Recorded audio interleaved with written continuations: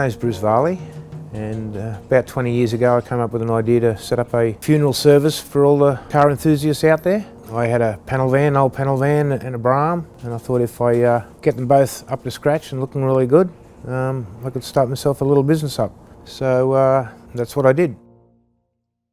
When I was 16, 17, I just liked Holdens, that was it, that was the go back then. All my mates had Holdens or were getting Holdens. So yeah, I went out and bought my first Holden when I was probably 6 months before I could get my first set of L plates, and I've had them ever since. The hearse that's sitting here was my basic panel van that I bought back when I was 18 years old, and yeah, 20 odd years ago decided to turn it into a hearse.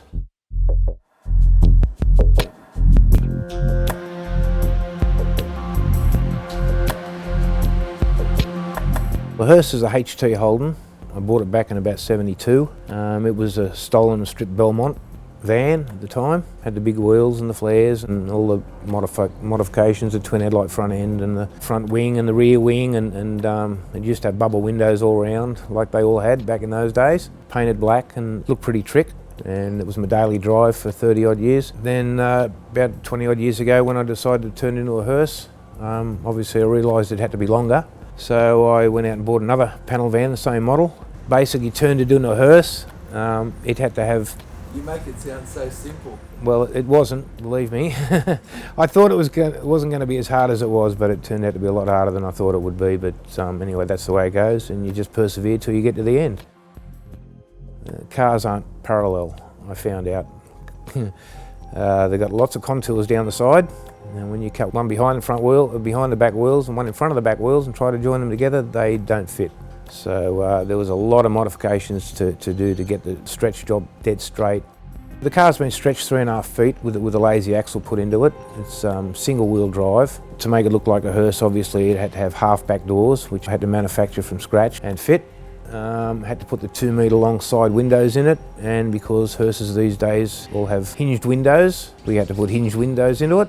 And the tailgate had to be totally modified again so that we could get the coffin in the back of the vehicle. So the 2 tailgates were modified into one, and then I had to design all the hinges and that so that we could get it to work, so we could actually get it out of the way so we could load the car and unload it. The hearse has now been built as a Brougham, not the original Belmont. It's got all Brougham running gear in it, dash, seat, chrome moulds, everything I can that is Brougham on it now. So they're both badged up as Brahms so that they both match. I've got HK grills in both of them, basically so they both match.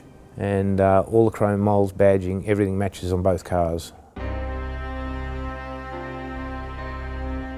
Well, the Brougham I got back in about 76, and the whole idea was to get that on the road. And about 83, I think it was, we did all the body kit on it and painted it all.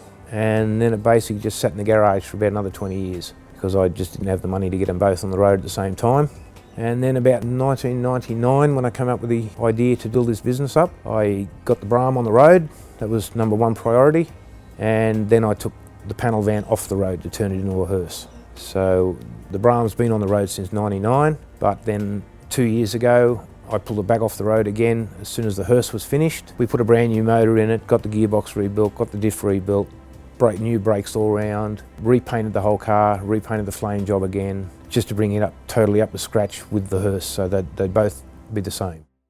And that's the style I was brought up with, so that's the style I wanted to retain. Both cars are running brand new 350 Chev 4-bolt mains, original power glide gearboxes, original 10-bolt Salisbury diffs in both cars, original power steer, original power windows. I've just tried to keep all the original parts as much as possible, and obviously upgraded everything, so everything's been rebuilt or is brand new.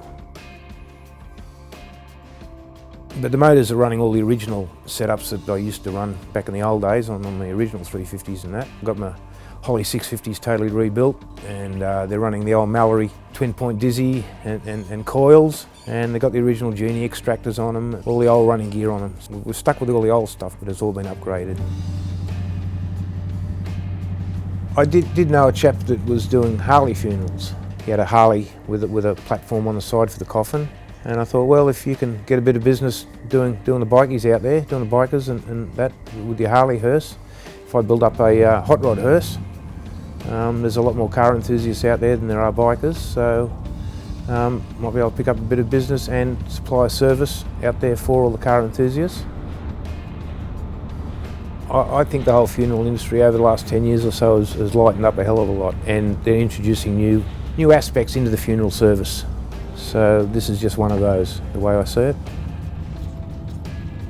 Families of car enthusiasts, quite often their beloved father, brother, whoever has passed on, and they want to give him the best day they can on his funeral day. So they call me, and you've got the hearse there to carry the coffin in, and we also supply the matching mourning coach for the family to travel in, if that's what they'd like to do. We tend to reintroduce a bit of a drive into the day as well, just putting that bit of a procession back into the funeral again, instead of just turning up at the church, having the service and everybody goes home. And to date, everybody's been very happy with the service, funeral directors and family. I try and do a very professional job. The cars are always set up perfectly, so yeah, that's what I do. We obviously don't want that day to come, but when it does come, if we can make the day a little bit better for the family, well, that's what we're all about.